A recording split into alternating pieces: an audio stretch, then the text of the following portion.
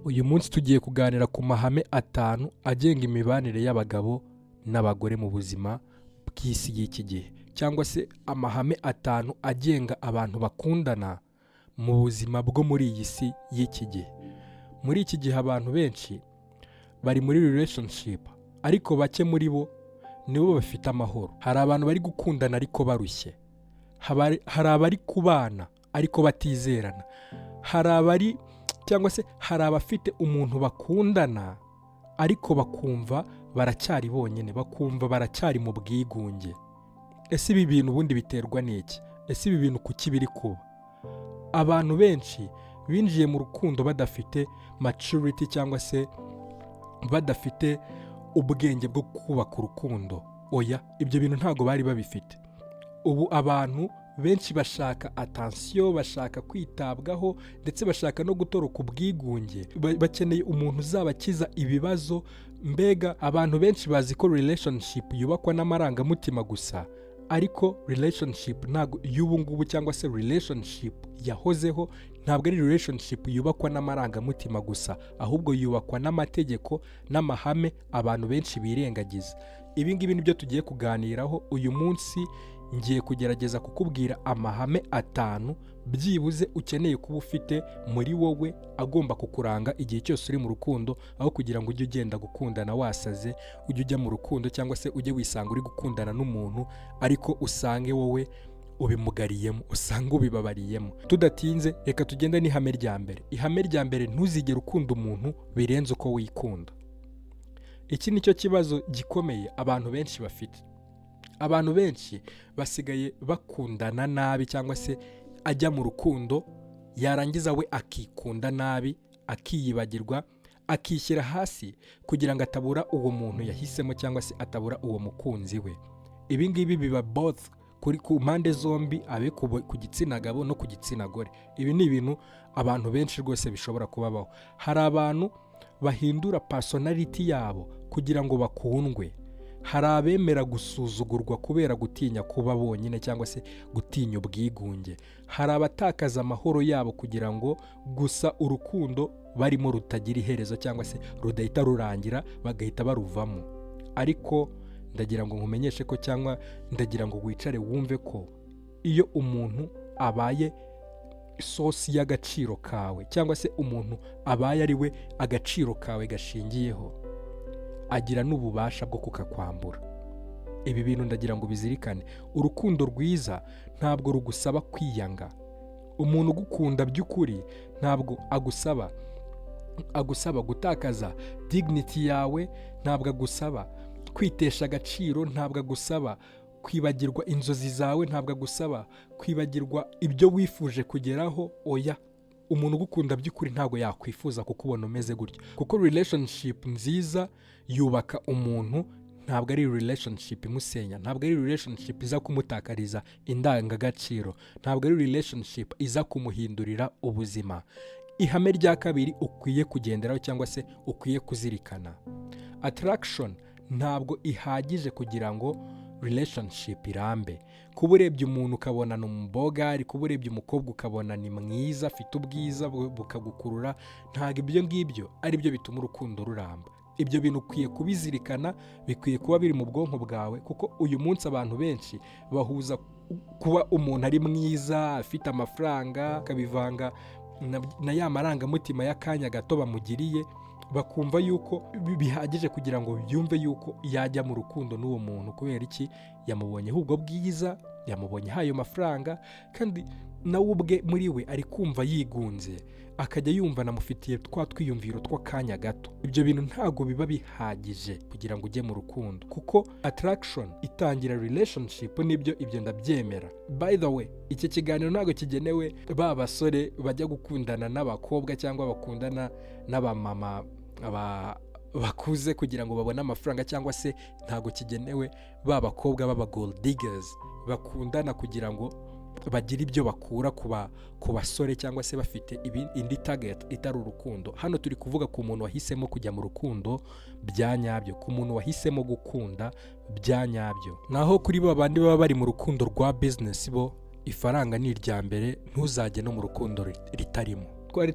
nanindi kukubwira ko attraction itangira urukundo. Attraction umuntu ushobora kumureba akagukurura, ariko ibi ngibi ntabwo ari byo byubaka urukundo. Hari ibintu urukundo rukenera nko kubahana, communication skills, kuvugana, kwihanganirana, ndetse no kuba muri abantu bakuze mu myumvire, muri abantu bakuze muri emosiyo zanyu, ndetse no kuba muri abantu bagirana icyizere. Ibyo ni ibintu by'ibanze urukundo rw'iki gihe cyangwa se urukundo mu bantu rukenera. Hari abantu beza cyane cyangwa se hari abakobwa beza cyane, hari abasore beza cyane, ariko badashobora kubaka cyangwa se mudashobora gukundana ngo birambe, kubera ko ubwiza buzagukurura, ariko imico y'abo bantu niyo izatuma mugumana, kuko ntago wakwihanganira kubaho ubabaye.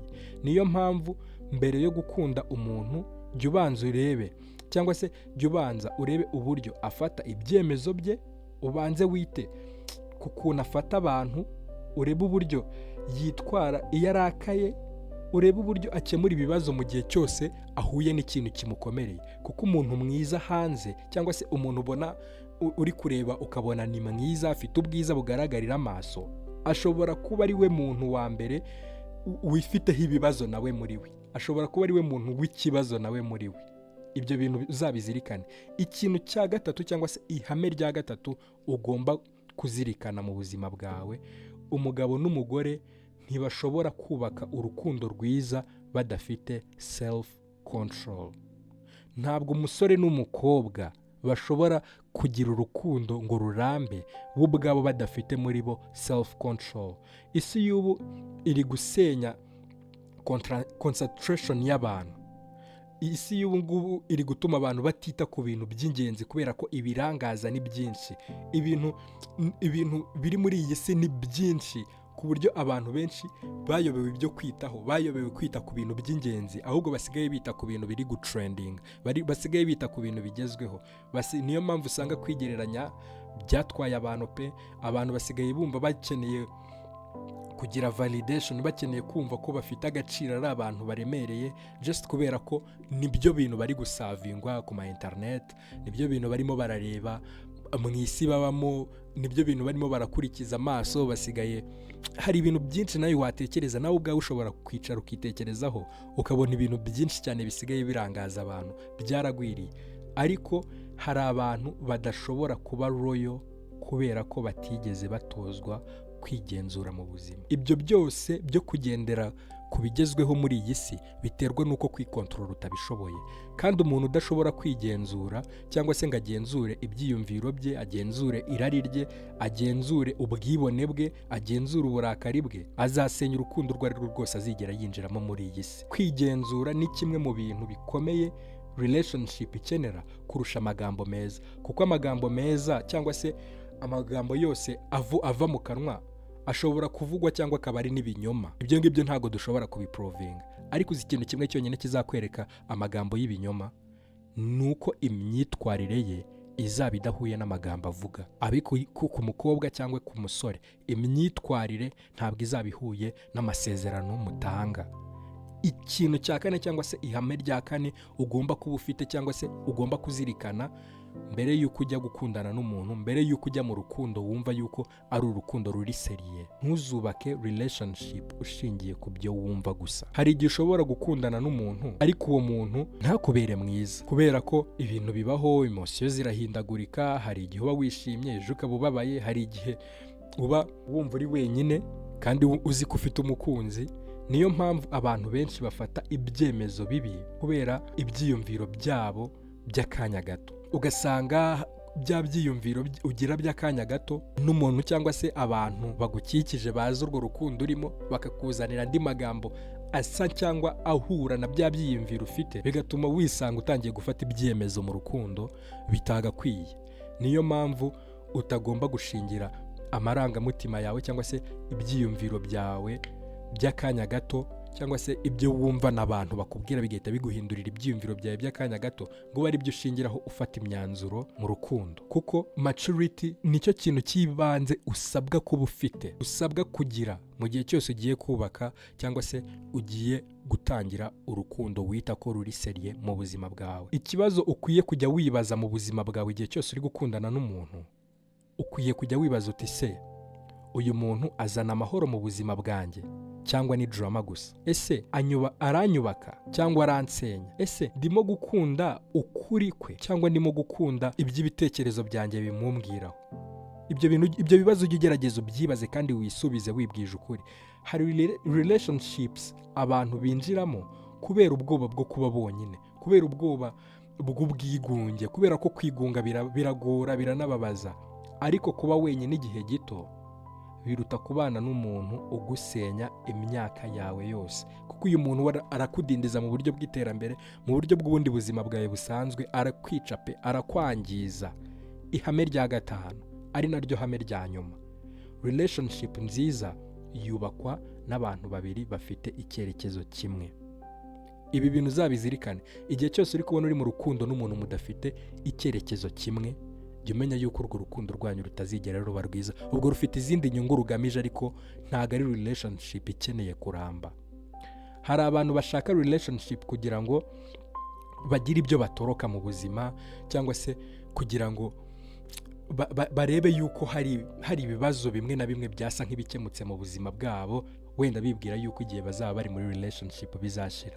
Oya, relationship ntabwo ikiza umuntu ibibazo, cyangwa se ntabwo iza gukemura ibibazo by'umuntu mu gihe ari icyo ngicyo kikuzanye.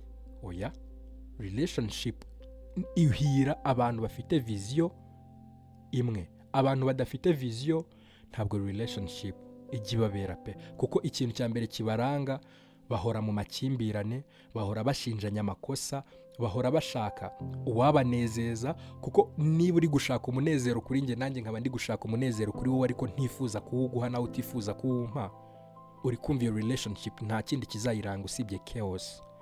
Ariko relationship ikomeye, cyangwa se relationship nziza iba hagati y'abantu, bagomba kuba bafite byibuze self respect, kubahana, nkubahe unyubahe. Bagomba kuba bafite gahunda, duhuje umurongo, duhuje icyerekezo. Ejo hazaza hawe uko watekereza ari nako ntekereza hazaza hanjye. Bagomba kuba bafite intego z'ubuzima, ukaba uzi icyo ushaka mu buzima, tukaba dufite ibintu twifuza kwacivinga, ariko tuzafatanya kugeraho. Ibyo bintu byubaka urukundo rwiza. Ntabwo urukundo rwiza ubundi ari ukuvuga ngo abantu barabana gusa. Oya, no kubaka ubuzima bufite ahazaza nyine, no kuba mufite ikintu muri kubakana, byo ubwabyo biranarukomeza. Ikintu nasoza iki kiganiro nkubwira ni uko uyu munsi abantu benshi bavuga urukundo, ariko bake muri bo nibo bazi kurwubaka, bake muri bo nibo bazi gukunda icyo ari cyo. Niyo mpamvu ugomba kwiga gukunda ufite ubwenge, gukunda utiyibagiwe. Ugomba kwiga gukunda ufite standards ugenderaho cyangwa ushingiraho. Ugomba kwiga gukunda ariko ukagumana amahoro yawe. Ntabwo urukundo rukubuza amahoro, urwo ari urukundo brother cyangwa sister, urwo nta rukundo urimo pe. Kandi ujye uzirikana ko relationship nziza yubakwa n'abantu, itubakwa n'abantu bari perfect. Ntabwo kuba ngo mutari abanyangungu, ngo atari umunyamakosa, ntari umunyamakosa, ibyo byubaka relationship, kuko nta muntu ubaho muri iyi si w'intungane.